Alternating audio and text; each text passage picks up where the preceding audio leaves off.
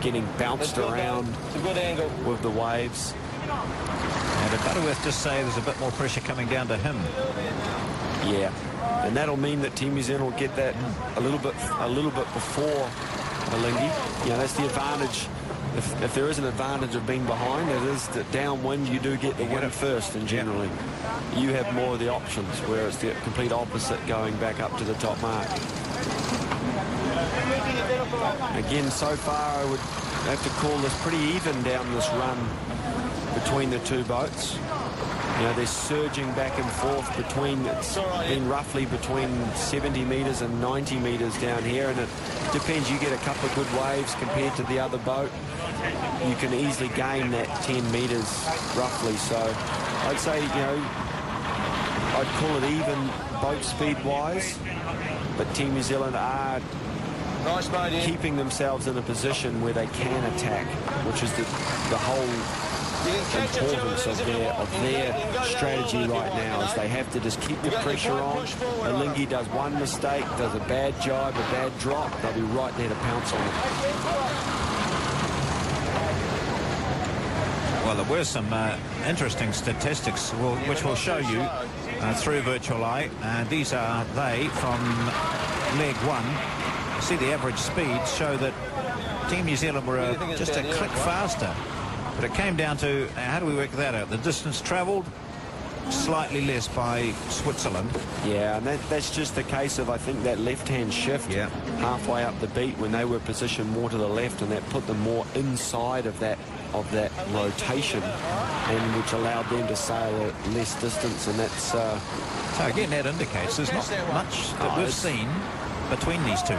No, this has been very, very even boat speed race so far.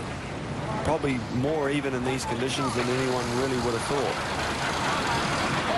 Well, it's just sitting on the edges of your seats in New Zealand, watching this in your lounge, or up there in Auckland at the Viaduct big screen, wherever you might be around New Zealand. This is a race which is not going to give you too much information that we can see yet anyway. For those of you who are predicting one boat to be much faster than the other, or the rumours that were around, well, we haven't seen any indication of that yet. This is going to be, or has all the potential to be, a classic America's Cup boat race.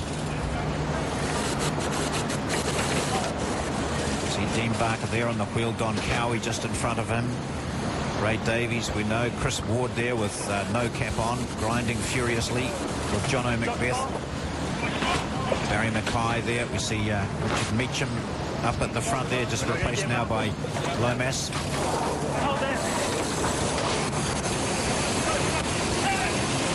You see Team New Zealand jibing now. This is leg two. What do Alinghi do in response? There we go, Alinghi not choosing to go with Team New Zealand. Happy to keep extending down on starboard jibe. So this gives Team New Zealand the first small split of the race. Which can mean nothing, but can mean substantial gains for one or the other. So the right this all means. Always slightly favoured, eh? There's Butterworth just reaffirming his decision to sail straight on. And he's talking here about the favour of the gate at the bottom, and which one is favoured, and they're saying that the right-hand gate is the favoured gate. And I'm assuming he's talking about the right-hand gate looking from their perspective now, looking downwind. Here they go. Nice puff on us Yes, here. they're not going to give Team New Zealand too much leverage. Let's go. Here we go. Stand by. Jibe. Let's go in.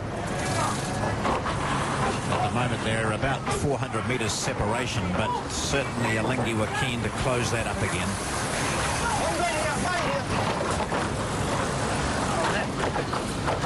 You don't expect any mistakes, do you, with crew work from these two? No, that was a very nice jibe there. Really, really nice jibe on a wave. They didn't have to...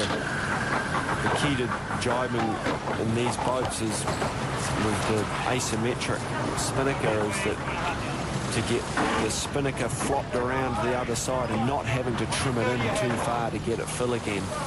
If you have to trim the spinnaker all the way into the mainsail, it's very, very slow. And that looked like a really nicely timed wave. The Swiss Alinghi leading by 48 metres. That's not much. Is that them talking? Race committee. That is where they're heading. That is Mark II, over halfway down the second leg. And we just heard Brad Butterworth, skipper and tactician of Alinghi, say this is a very good mode. Don't change anything. Yeah, Barry said it very confidently too, PJ. So obviously what he's talking about there is giving the feedback to the trimmers to add on the wheel, the boat speed guys, and really saying, look guys, we're gaining here, keep doing what you're doing. And certainly first signs, Alinghi is definitely no slower than Team New Zealand. We look at the numbers, 140 metres, they've actually gone out another 70 metres from the top mark, and obviously they'll be pretty happy on board right now. That's just happened recently, though. For the first half of this off-wind leg, there was though they were locked or tied together at 80 metres apart.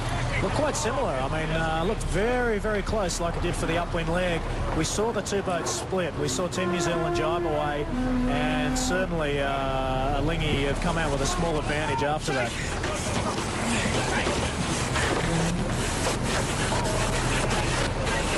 So less than 1,000 metres now to the second mark, and halfway through this race one of the 32nd America's Cup, the first to be held in Europe since 1851.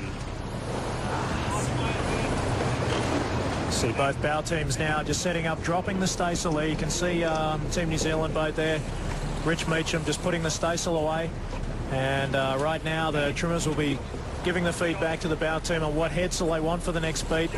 Visually, looks like it could be a little lighter up the top of the course, but still plenty of breeze to get through the race.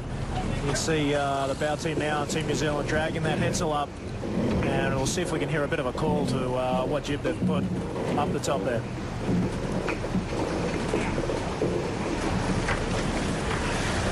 So that's on the bow now of Team New Zealand. So it's Jero Lomas right at the sharp end. Richard Meacham just back at the mast as Matthew Mason.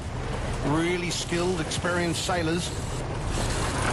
But they've got a match on their hands here in this race one. Yeah, Matthew Mason, one of the original Team New Zealand crew members from the winning team in 95 and 2000. See Jero Lomas going out now to retrieve the string line, they call it.